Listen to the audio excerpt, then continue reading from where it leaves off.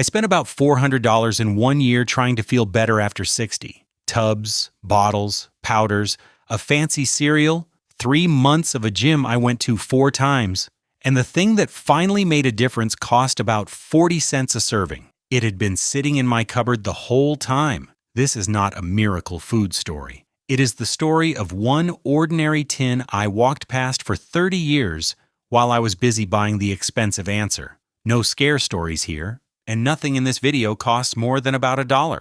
Just what I got wrong, and what changed when I stopped getting it wrong. The moment it actually clicked did not happen in my kitchen. It happened in a shop aisle with a basket in my hand, doing a piece of arithmetic I had been avoiding for about a year. I will get to that near the end, because everything before it is me being stubborn. What I noticed first was small. It was an ordinary Tuesday when 4 o'clock came and went, and I did not have to sit down. Maybe you have noticed you go flat in the afternoons in a way you did not at 40. Maybe you get up stiff, or you are hungry an hour after a meal you thought was big enough. Maybe you have quietly started planning your day around your energy instead of the other way round.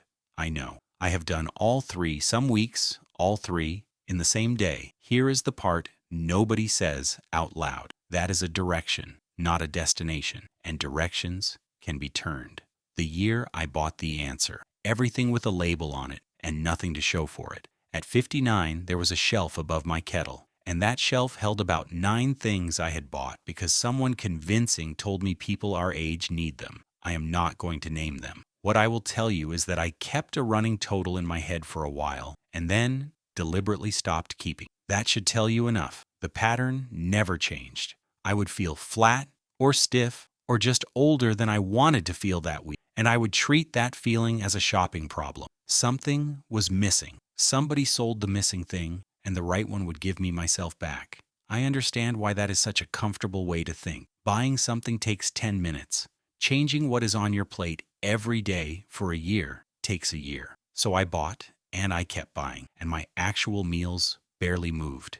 Toast, something quick, standing up at lunch, a proper dinner, then the slump the next afternoon, then back to the shelf above the kettle. 2 years of that. I felt about the same at the end as at the start, several $100s lighter and a bit embarrassed. There is a particular kind of tired that comes from spending money on your own health and feeling no different. It is not just tired, it is a little lonely because you start to wonder whether the problem is you. I want to say plainly that the problem was not me, and it is probably not you either. The problem was that I kept looking on the shelf above the kettle. The answer was 2 aisles over, at eye level, in a tin that cost about $1. The Monday I ran out. The switch I made by accident and then kept for the wrong reason. What changed things was not a decision. It was a Monday when I opened the cupboard, and there was nothing in it that counted as lunch. What there was, at the back, behind a jar I had no memory of buying, were 4 tins of beans. Not baked beans and sauce, plain white beans and the kind I only ever bought because they were on the list when I was cooking something else.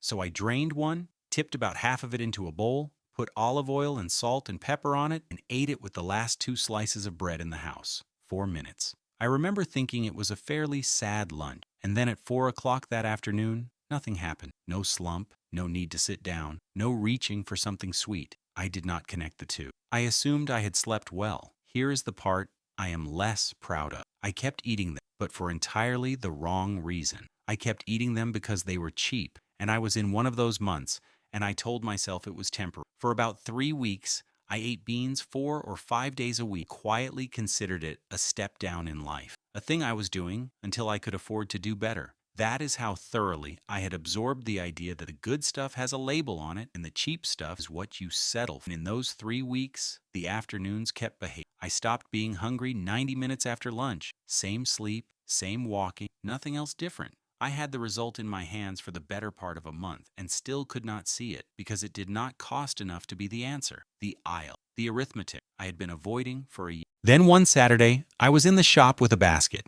and I picked up one of the tubs from the shelf above my kettle to replace it. I turned it over and worked out what it cost me per day. Then I looked at the 4 tins in my basket and worked out what those cost me per day. About 40 cents a serving. Where I shop, if you get 3 or 4 servings out of a tin, which you do, and I put the tub back, and I have not bought one since. because standing there, I finally understood what I had been getting wrong. And it was not about beans at all. Nothing on that shelf ever worked because I never actually did any of it every day. 11 days on, 6 days forgotten, then run out and not reorder for 3 weeks. It was expensive, so I rationed it. And rationing something is the same as not doing it. The tin worked because it was cheap enough that I never once thought about whether to have it. Cheap was not the compromise. Cheap was the entire mechanism. The only thing that changes anything after 60 is the thing you are still doing in the 11th month. And the only things you keep that long are the ones you never have to decide about. What it looks like on a plate, half a tin most days, and the 2 questions everybody asks. Here is what it actually looks like because I do not want to leave this vague. About half a tin most days. Not every day, and I do not track it.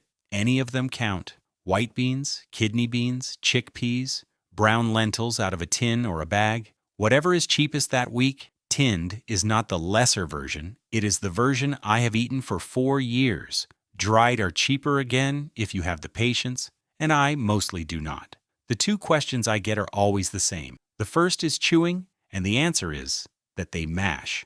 A fork and 30 seconds turns half a tin into something you can spread on toast, and blitzed into a soup, they disappear entirely. That is not a consolation version. It is genuinely how I eat them half the time. The second is the one everybody is too polite to ask first. Yes, if you go from none to lots in a week, your stomach will have opinions about it. Mine did. What sorted it was starting with about a quarter of a tin and drinking a bit more water, and after 10 days it settled and never came back. One thing to raise, and I want it in the same breath rather than buried at the end.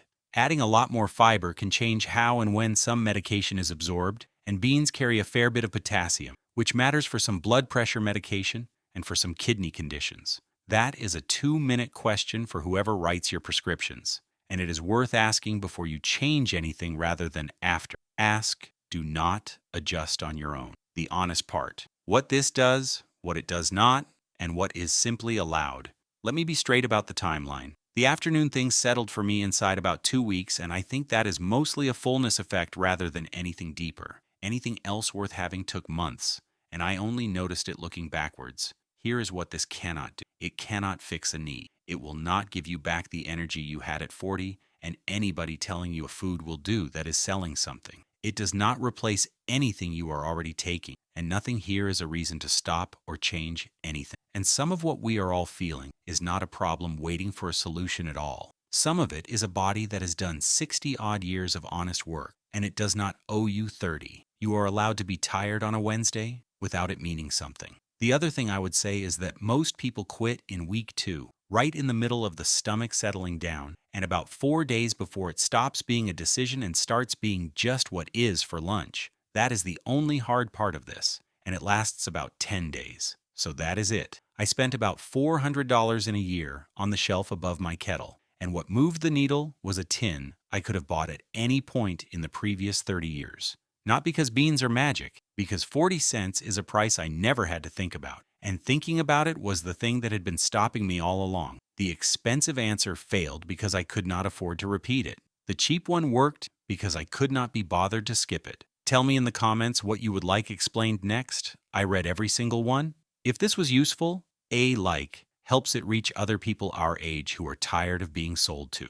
And if you would rather understand what is actually going on than be frightened into buying something, that is the whole reason this channel exists. Here is to the healthy living years.